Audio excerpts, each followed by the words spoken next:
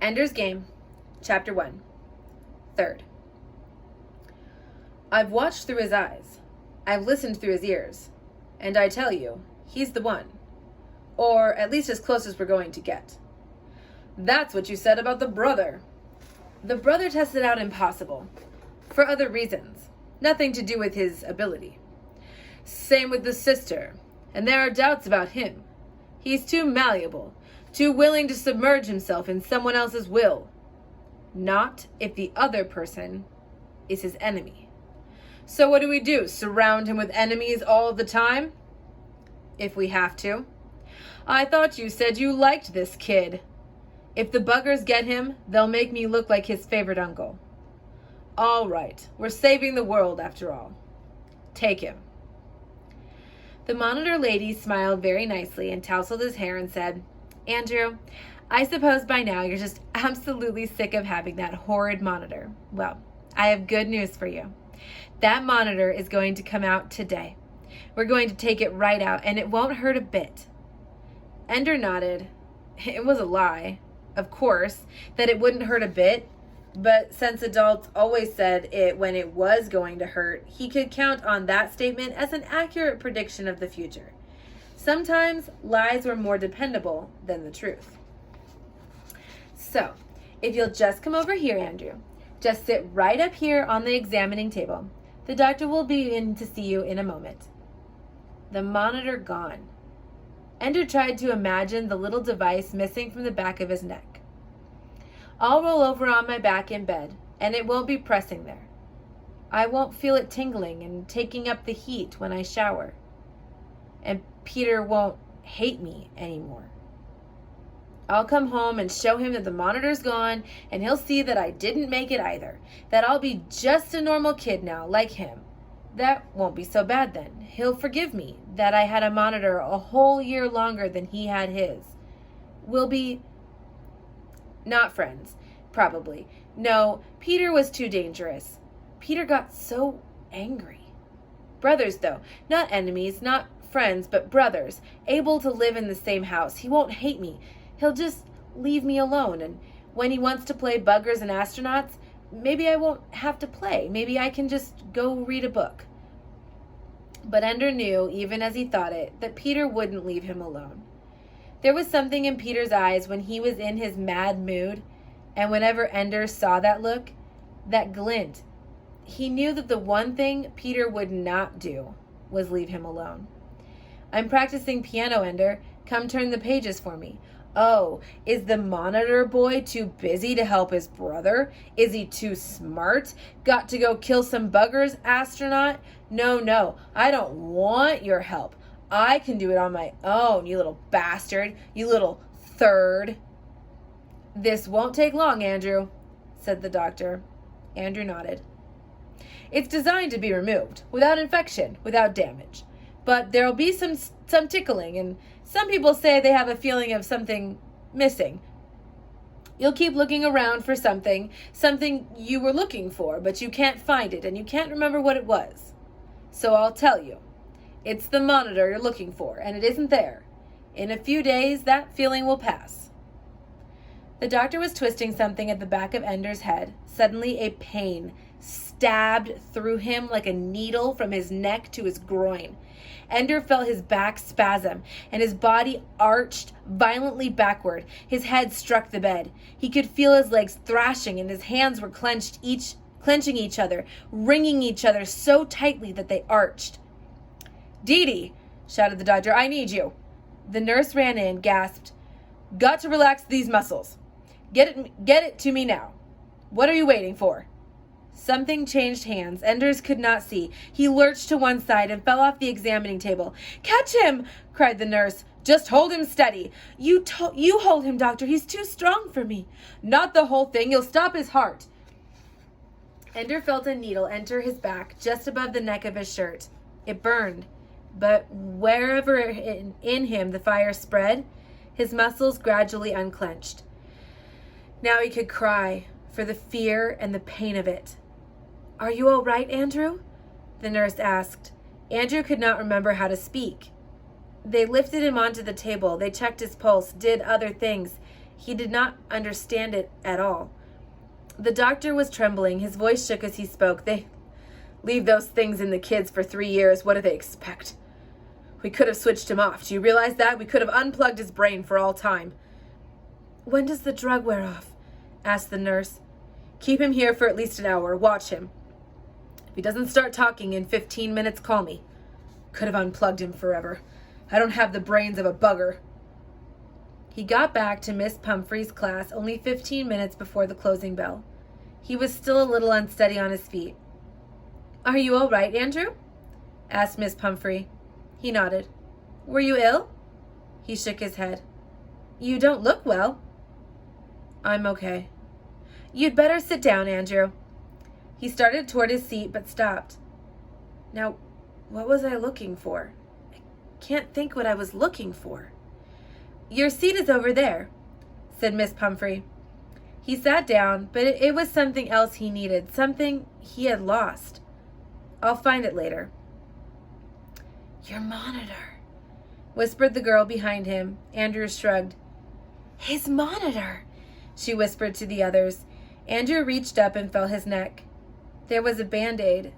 It was gone. He was just like everybody else now. Washed out, Andy? Asked a boy who sat across the aisle and behind him. Couldn't think of his name. Peter. No, that was someone else.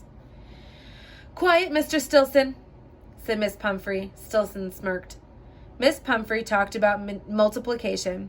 Ender doodled on his desk, drawing contour maps of mountainous islands and then telling his desk to display them in 3 dimensions from every angle.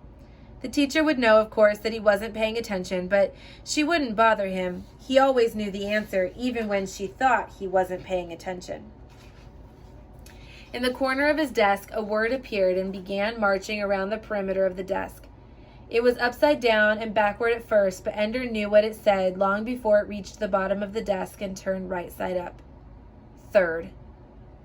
Ender smiled. He was the one who had figured out how to send messages and make them march, even as his secret enemy called him names.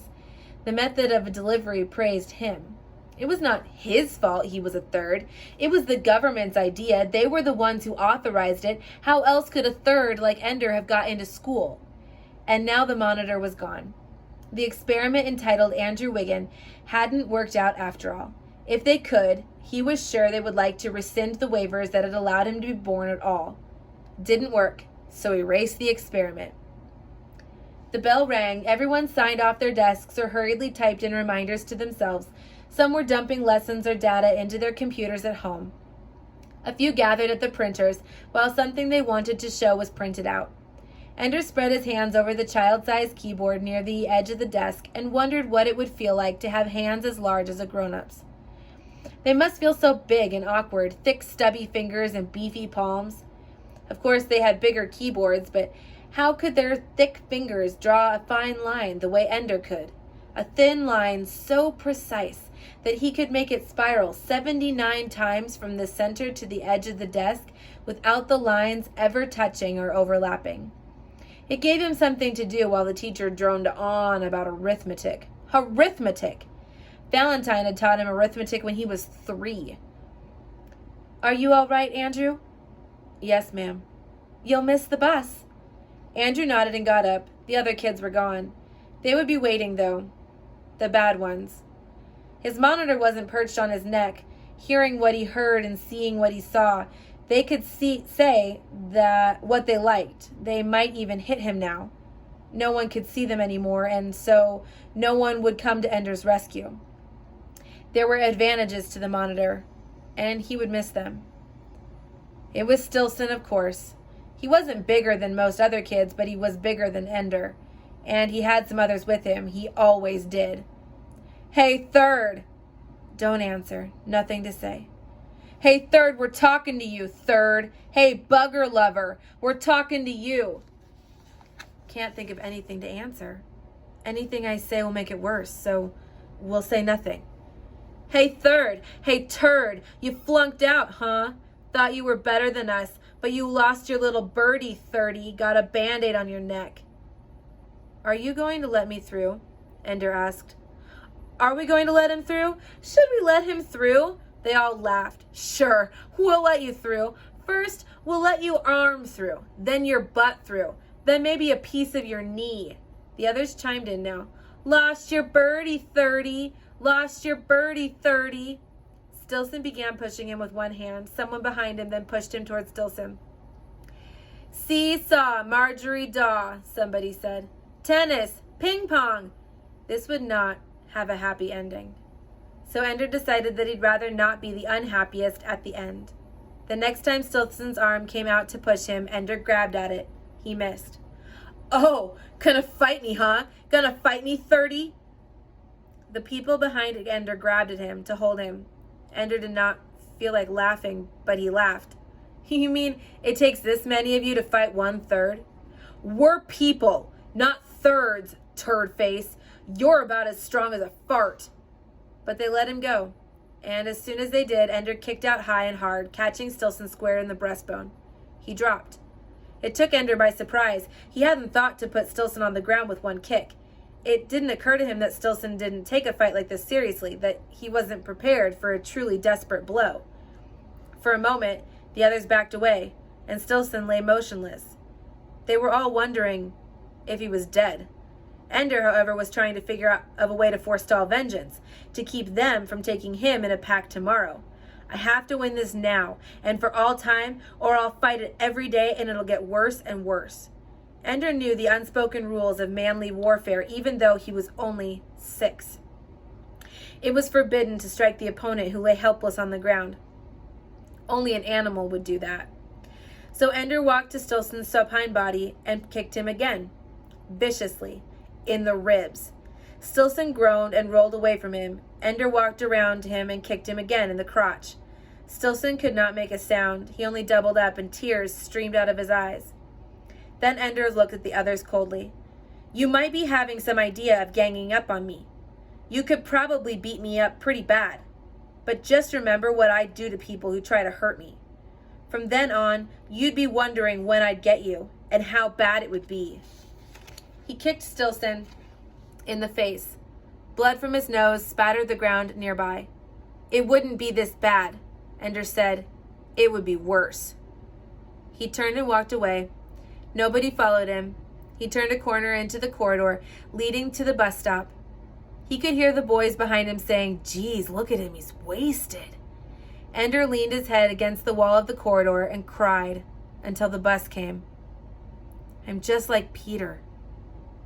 Take my monitor away and I'm just like Peter.